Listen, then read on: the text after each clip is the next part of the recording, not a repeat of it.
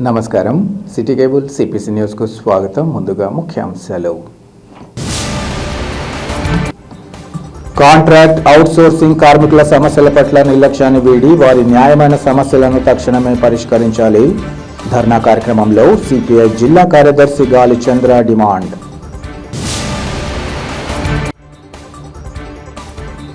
డిఎస్సిలో జరిగే అక్రమాలపై అభ్యర్థులే సవాల్ విసురుతున్న తరుణంలో మంత్రి లోకేష్ ముందు వాళ్లకి సమాధానం చెప్పాలి. కడప ఎంపీ వైఎస్ అవినాష్ రెడ్డి వెల్లడి. ప్రొద్దుటూరులో మాజీ ఎమ్మెల్యే రాచమల్లు ఆయన అనుచరుల భూ ఆక్రమణలపై హోంమంత్రిని కలిసి ఫిర్యాదు చేస్తాం. Valmiki corporation director Nallabothula Nagaraju స్పష్టీకరణ.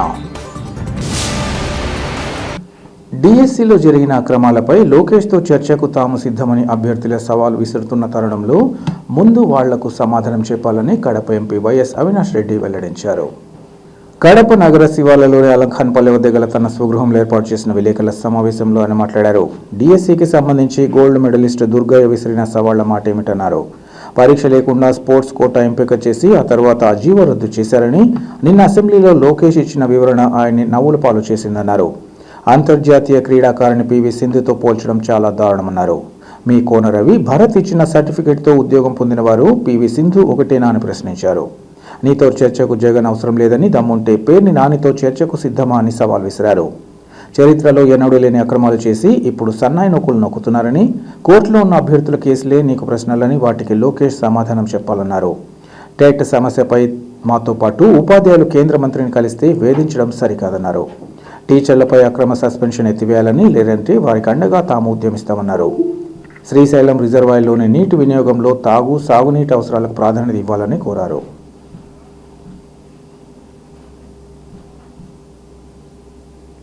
Answer అయితే లేదు ఇప్పటిదాకా లోకేష్ గారి దగ్గర నుంచి. దానికి మరి మేము రమ్మంటున్నాం కదా లోకేష్ గారు, మా పేర్ని నాని గారు మీకు ఛాలెంజ్ చేసినారు, డిబేట్కు రెడీ, ఎక్కడికి రమ్మంటారో చెప్పని మీరు ఇప్పటిదాకా సమాధానం లేదు. ఊరికే డిఎస్సి అభ్యర్థులు ఎవరైతే ఈరోజు మీరు పేపర్లో చూస్తే ఎవరైతే స్పోర్ట్స్ కోటాలో మెడల్ వచ్చి ఉద్యోగం రాలేదో అతను వాపోతున్నాడు. అతను నేను రెడీ లోకేష్తో డిబేట్కి అని చెప్పి అతను అంటున్నాడు. ఏం పేరు అతని పేరు? ఈరోజు పేపర్లో కూడా ప్రధానంగా వచ్చింది. నారప్పన గురప్పన ఏం పేరు? తను రెడీ అంటా ఉన్నాడు డిబేట్కు. మరి ఈ మాదిరి డిఎస్సి అభ్యర్థులు స్పోర్ట్స్ కోటాలో మీరు చేపట్టిన అవకతవకల వలన ఉద్యోగాలు కోల్పోయిన బాధితులు మేము సిద్ధము, డిబేట్కు నీతో ఎక్కడికి రమ్మంటావో చెప్పు అని అడుగుతా అంటే మీ దగ్గర సమాధానం లేదు.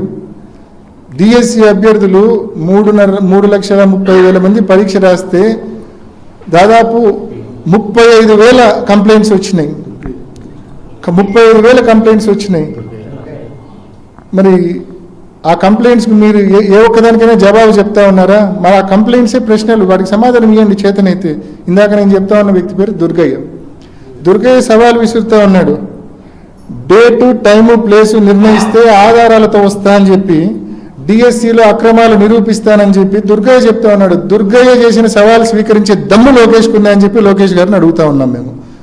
దుర్గయ్య అనే వ్యక్తి గోల్డ్ మెడల్ వచ్చింది, నేషనల్ వైడ్ పాల్గొన్న స్పోర్ట్స్లో అతనికి గోల్డ్ మెడల్ వచ్చింది, తనకు ఉద్యోగం రాదు. ఇక్కడేమో స్టేట్లో కూనరవి సర్టిఫికేట్ ఇచ్చిన వాళ్ళకు, భరత్ సర్టిఫికేట్ ఇచ్చిన మన వైజాగ్ ఎంపీ భరత్ సర్టిఫికేట్ ఇచ్చిన వాళ్ళకు స్పోర్ట్స్ కోటాలో రాయకుండానే పరీక్ష వస్తుంది. ఈ మాదిరి జినైన్ కేసు, దుర్గయ్య లాంటి జినైన్ కేసులకు మాత్రం ఉద్యోగం రాదు. ఎంత కడుపుమంటు ఉంటుందండి పాపం. కష్టపడి చదువుకున్నాడు మోసపోయి, నిజంగా ఈ మాదిరి స్పోర్ట్స్లో మెరిట్ ఉన్నోడికి ఉద్యోగం రాకపోయి, లోకేష్తో పాదయాత్ర చేసిన వాళ్ళకి ఉద్యోగాలు వస్తాయి. ఎంతవరకు సమంజసం ఇది? కాబట్టి ప్రతి ఒక్కరు కూడా ప్రజలు ఇప్పటికే పూర్తిగా విశ్వసిస్తూ ఉన్నారు. డిఎస్సిలో అవకతవకలు జరిగాయి, లోకేష్, చంద్రబాబు నాయుడు గారు కలిపి తప్పు చేశారని చెప్పి ప్రజలు నమ్ముతూ ఉన్నారు. దాన్ని కప్పిపించుకోవడం కోసం, దాన్ని డైవర్ట్ చేసేందుకోసం వైఎస్ఆర్ కాంగ్రెస్ పార్టీని విమర్శిస్తూ ఉన్నారు, మా పైన బురదేస్తూ ఉన్నారు. శ్రీ చైతన్య అని, తపస్య అని డిగ్రీ కాలేజ్ విద్యార్థులు కొంతమంది ఆ ర్యాలీలో పాల్గొన్నారు. ఒక 8,000 నుంచి 9,000 మంది ఆ ర్యాలీలో పాల్గొంటే ఒక 100 మంది ఆ కాలేజీలకు సంబంధించిన పిల్లలు స్వచ్ఛందంగా వచ్చినారు. ఏం తప్పేముంది? ఇప్పుడు రేపొద్దున అదే పిల్లలు డిఎస్సి ఎగ్జామ్ రాయాలా? ఇప్పుడు డిగ్రీ చదువుతూ ఉన్నారు, రేపొద్దున ఇంకో 2 ఏళ్లకో 3 ఏళ్లకో వాళ్ళు డిఎస్సి ఎగ్జామ్ రాయాలా? ఇంత గౌరవంగా అవకతవకలతో కూడిన డిఎస్సి వస్తే రేపొద్దున వాళ్ళని ఇబ్బంది పడతారు కదా. రేపు పొద్దున వాళ్ళ పరిస్థితి బాగుండాలంటే ఈరోజు సిబిఐ ఎంక్వైరీ చేసి లోకేష్ రాజీనామా చేస్తే రేపు పొద్దున వాళ్ళ పరిస్థితి అయినా మెరుగ్గా ఉంటుంది కదా. డిఎస్సి అనేది ఫెయిర్గా, కరెక్ట్గా, ట్రాన్స్పరెంట్గా జరిగే అవకాశం ఉంటుంది కదా. అండ్ మోరోవర్ ఫీజు రీయింబర్స్మెంట్లు వీళ్ళు ఇవ్వడంలా. ఫీజు రీయింబర్స్మెంట్లు పూర్తిగా ఈ 2 ఏళ్లలో దాదాపు ప్రతిరోజు ప్రజాప్రతినిధుల దగ్గరికి పిల్లలు, యంగ్స్టర్స్ వస్తూ ఉన్నారు. మా చదువు అయిపోయింది, మా డిగ్రీ పూర్తయింది, మా ఇంజనీరింగ్ పూర్తయింది, కాలేజీల్లో సర్టిఫికెట్లు ఇరకపోయినాయి, 80,000 కట్టమంటున్నారు, ₹1,00,000 కట్టమంటున్నారు, కడితేనే మా సర్టిఫికెట్లు వెనక్కి ఇస్తామంటున్నారు. మా పరిస్థితి ఏంది? 2 ఏళ్ళు అవుతుంది మా చదువు పూర్తయి. ఇప్పుడు గవర్నమెంట్ డబ్బు కట్టకపోతే ఇప్పుడు మేము 2 ఏళ్ల క్రితం ఫ్రెషర్ను, ఇప్పుడు సర్టిఫికెట్లు వచ్చినా నేను ఫ్రెషర్ కేటగిరీ కింద రాను కదా అని చెప్పి వాళ్ళ ఆందోళన ఉంది పిల్లల్లో. ఇప్పుడు 2 ఏళ్ళు వీళ్ళు డబ్బులు కట్టలా, సర్టిఫికెట్లు రాలా, ఇంకొక 6 నెలలకో సంవత్సరానికో డబ్బు కడతారు అనుకోండి. ఆ పిల్లోడి చేతికి సర్టిఫికేట్ వచ్చే కొద్దీ పాస్డ్ అవుట్ 2024, 25 పాస్డ్ అవుట్ ఉంటారు. 27లో ఉద్యోగాలకు ఆ పిల్లోడు పోతే నువ్వు 2 ఏళ్ల క్రితం పాస్డ్ అవుట్, 3 ఏళ్ల క్రితం పాస్డ్ అవుట్, నీకు ఉద్యోగాలు ఇవ్వమని చెప్పి కంపెనీలు అంటే ఆ పిల్లోడు భవిష్యత్తు ఏం కావాలా? అంటే ఏమాత్రమన్నా పిల్లలపైన, విద్యార్థులపైన, యువతపైన ఈ ప్రభుత్వానికి ఏమైనా కన్సర్న్ ఉందా కనీసము? మరి ఇంత ఘోరంగా ఇలా పరిపాలన ఉన్నప్పుడు మరి యువత, కాలేజీ పిల్లలు, డిగ్రీ కాలేజీ పిల్లలు రోడ్లు ఎక్కితే తప్పేముందండి? దానికి ఒక మతిస్థిమితం లేని వ్యక్తి మాదిరి లోకల్ ఇన్ఛార్జి పోయి యాజమాన్యాల దగ్గరికి పోయి ఒక పిచ్చోడి మాదిరి అతను మాట్లాడడము, అతను ఏదో ఒక ఆకురోడు మాదిరి, ఒక వీధిరేవుడు మాదిరి బిహేవ్ చేయడము ఎంతవరకు సమంజసం ఇది? కాంట్రాక్ట్ అవుట్సోర్సింగ్ కార్మికుల పట్ల నిర్లక్ష్యాన్ని వీడి వారి న్యాయమైన సమస్యలను తక్షణమే పరిష్కరించాలని సిపిఐ జిల్లా కార్యదర్శి గాలి చంద్ర డిమాండ్ చేశారు. కాంట్రాక్ట్ అవుట్సోర్సింగ్ కార్మికులు తమ సమస్యలు పరిష్కరించాలని కోరుతూ ఏఐటీయూసీ ఆధ్వర్యంలో కడప కలెక్టరేట్ కార్యాలయాన్ని ముట్టడించారు. ఈ కార్యక్రమంలో ఆందోళనకారులు కలెక్టరేట్ కార్యాలయంలోకి చొచ్చుకెళ్లే ప్రయత్నం చేసిన క్రమంలో పోలీసులు, ఉద్యమకారుల మధ్య తోపులాట జరిగి కొద్దిసేపు ఉద్రిక్తత చోటు చేసుకుంది. ఈ సందర్భంగా గాలి చంద్ర మాట్లాడుతూ గత ఎన్నికల సందర్భంగా అనేక హామీలు ఇచ్చి ప్రస్తుత పాలకులు తీరా అధికారంలోకి వచ్చాక కాంట్రాక్ట్ అవుట్సోర్సింగ్ కార్మికుల పట్ల తీవ్ర వివక్ష ప్రదర్శించడం తగదన్నారు. చిరుద్యోగులకు ఇచ్చిన హామీలు అమలు చేయకపోగా వారికి వ్యతిరేక నిర్ణయాలు అమలు చేయడం దారుణమన్నారు. రోజురోజుకు చిరుద్యోగులపై రాజకీయ ఒత్తిళ్లు పెరిగిపోవడం నిత్యకృత్యంగా మారిందన్నారు. పప్పు దినుసులు మొదలుకొని అన్ని రకాల సరుకుల ధరలు విపరీతంగా పెరగడం, విద్య, వైద్యం ఖరీదైన వస్తువుగా మారిన తరుణంలో పాలకులు పట్టించుకునే స్థితిలో లేరన్నారు. ఇప్పటికైనా ప్రభుత్వం కాంట్రాక్ట్ అవుట్సోర్సింగ్ కార్మికులను పర్మనెంట్ చేసి కనీస వేతనం ₹26,000 ఇవ్వాలని డిమాండ్ చేశారు. ఆయా అంశాలను పాలకులు అమలు చేయకపోతే ఏఐటీయూసీ ఆధ్వర్యంలో ఉద్యమాన్ని మరింత ఉధృతం చేస్తామని హెచ్చరించారు. ఈ కార్యక్రమంలో ఏఐటీయూసీ నాయకులు తదితరులు పాల్గొన్నారు.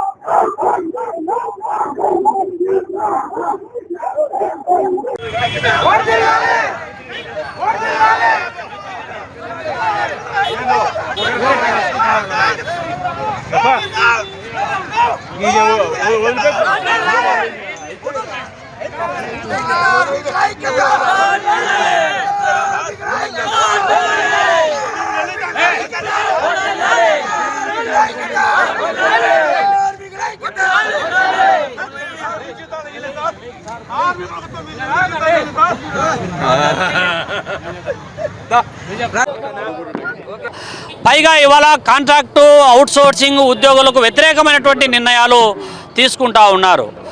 ఇవాళ ఏ దశకు దిగజారుతూ ఉన్నారంటే ఎక్కడైనా గ్రామీణ ప్రాంతాల్లో దశాబ్దాల తరబడి పనిచేసేటటువంటి అంగన్వాడీలో ఆశాలు, చిరుద్యోగులు, ఆ ఉద్యోగమే జీవనాధారంగా పనిచేసేటువంటి వాళ్ళు లోకల్గా ఉన్నటువంటి అధికార పార్టీ నేతలు ఒకరిని తొలగిస్తే ఇంకొకరికి ఉద్యోగం ఇచ్చి అమ్ముకోవచ్చు అనేటువంటి దౌర్భాగ్య స్థితి నెలకొంటా ఉంది. గ్రామీణ ప్రాంతాలలో వేధింపులు ఎక్కువైపోతూ ఉన్నాయి.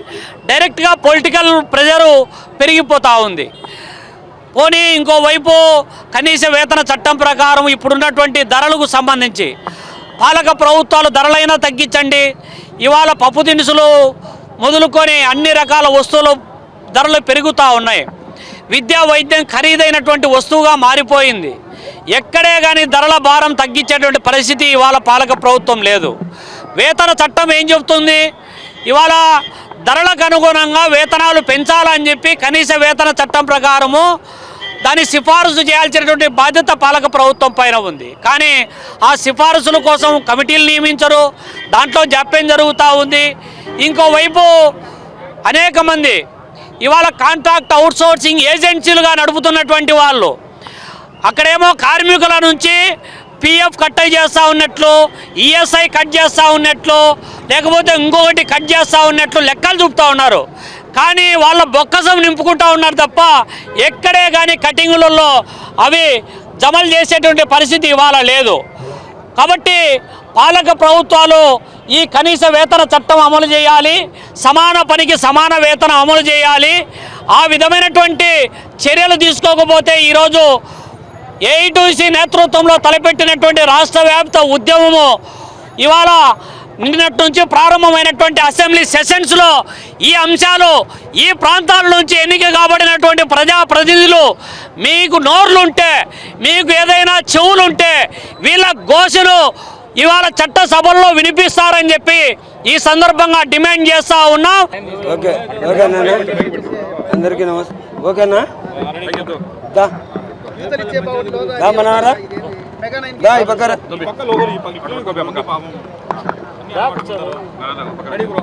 ఓకే, నమస్కారం అందరికీ.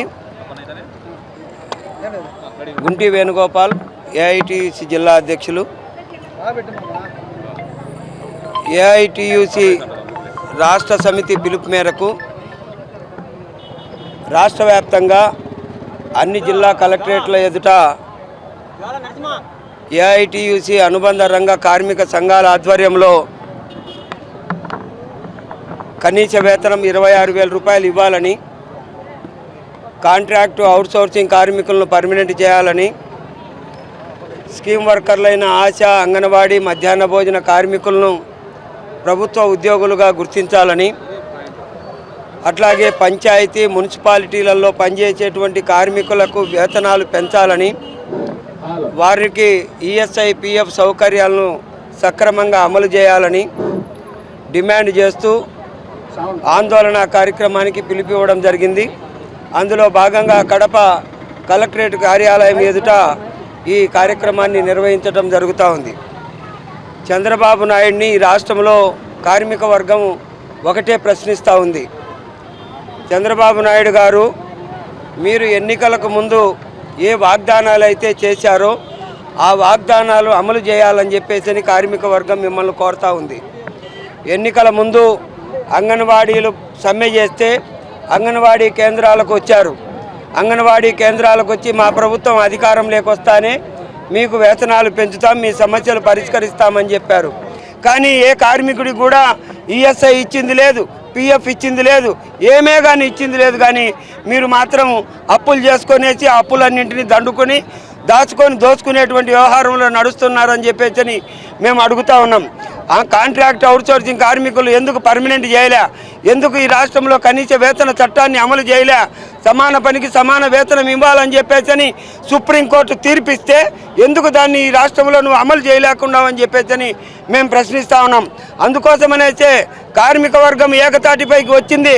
రేపు జరగబోయేటువంటి స్థానిక సంస్థల ఎన్నికల్లో కార్మిక వర్గం యొక్క తడాకా చూపిస్తుంది.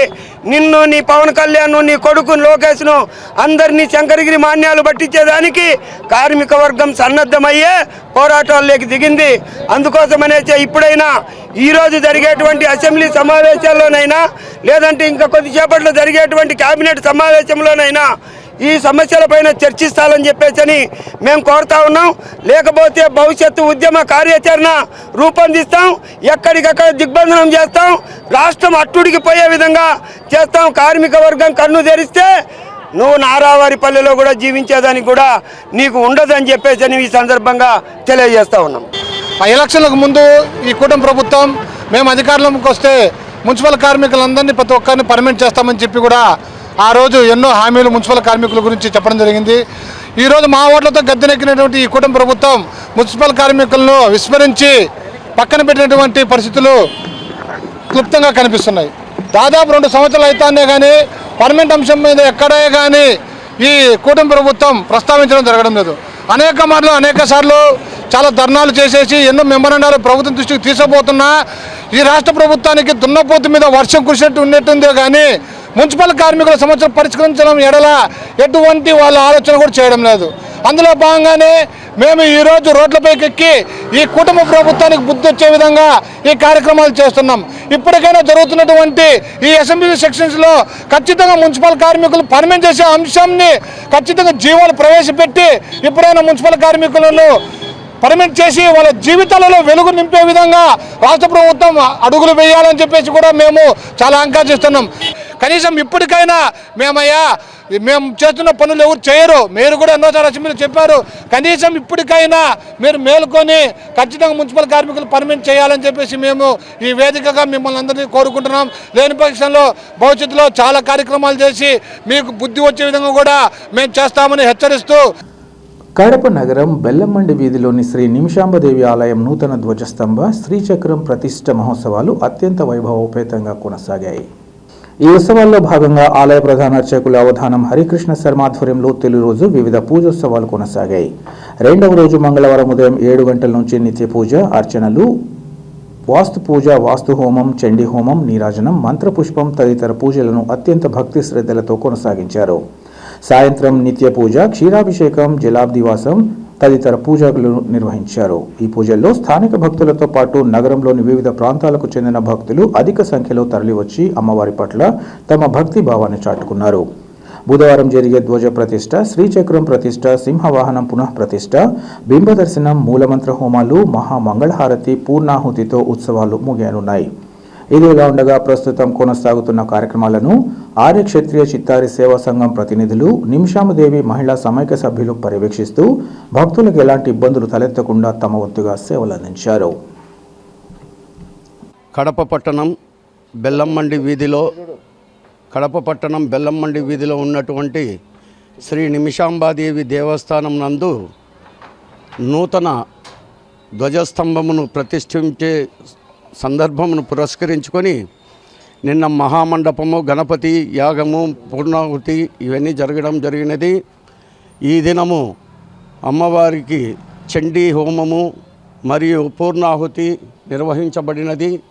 రేపు ఉదయము 8:50 దారు ధ్వజస్తంభమును ప్రతిష్ఠించుచున్నాము. ముందు ఉన్నటువంటి ధ్వజస్తంభము క్షీణ దశకు వచ్చినందువలన క్రొత్త స్తంభమును మేము నిర్మించదలిచినాము. కావున భక్తులందరూ రేపు ఉదయం 8:30 వచ్చి ఈ బృహత్ కార్యక్రమంలో పాల్గొనవలసిందిగా మరీ కోరుకొనుచున్నాను.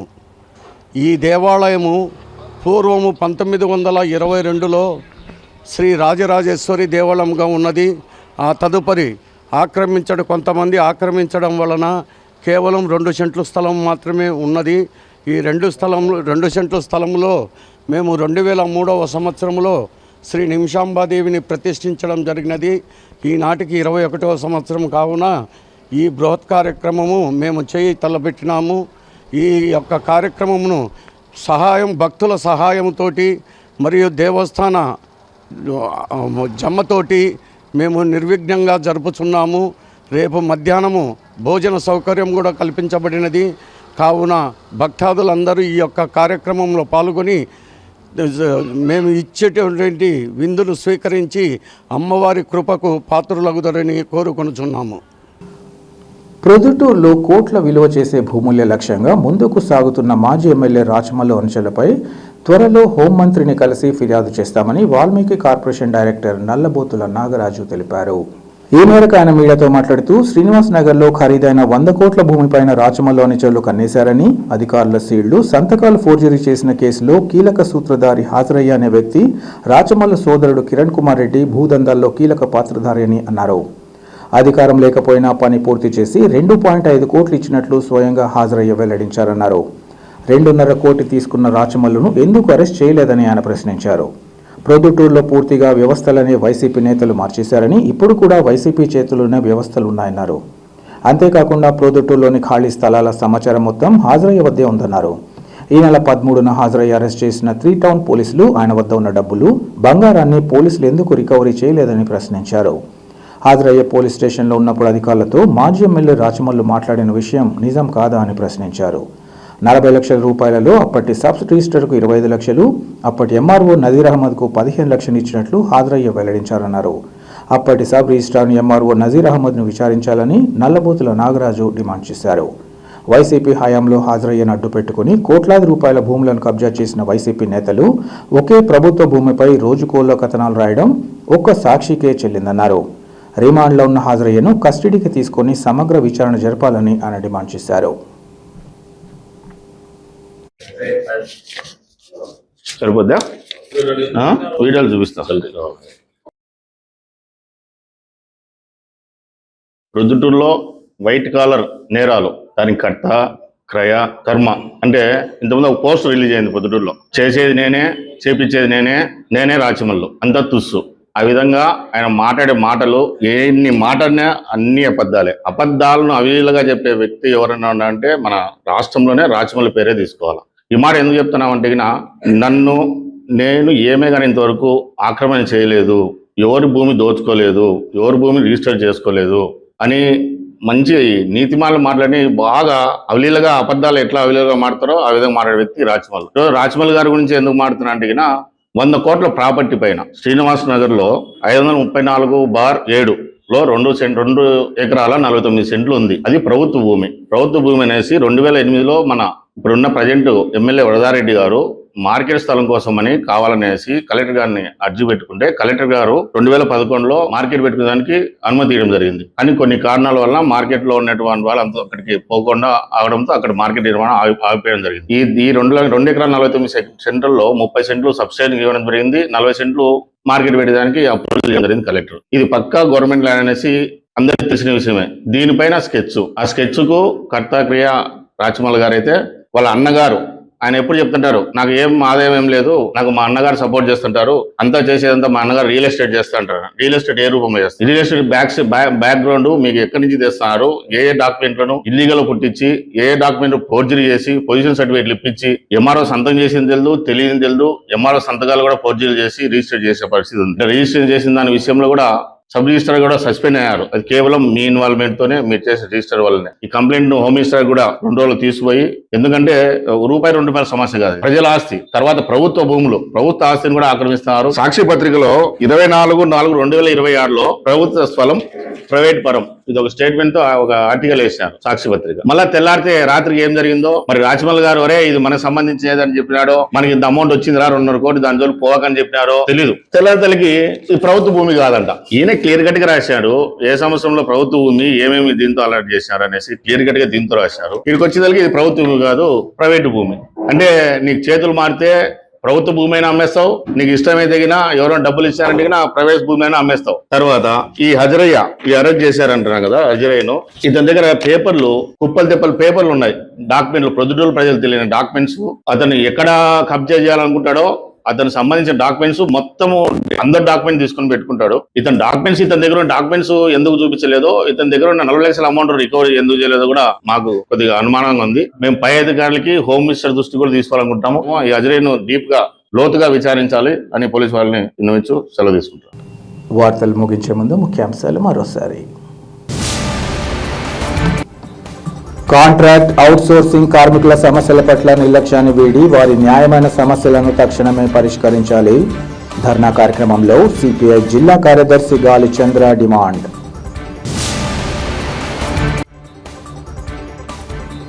డిఎస్సిలో జరిగే అక్రమాలపై అభ్యర్థులే సవాల్ విసురుతున్న తరుణంలో మంత్రి లోకేష్ ముందు వాళ్లకి సమాధానం చెప్పాలి.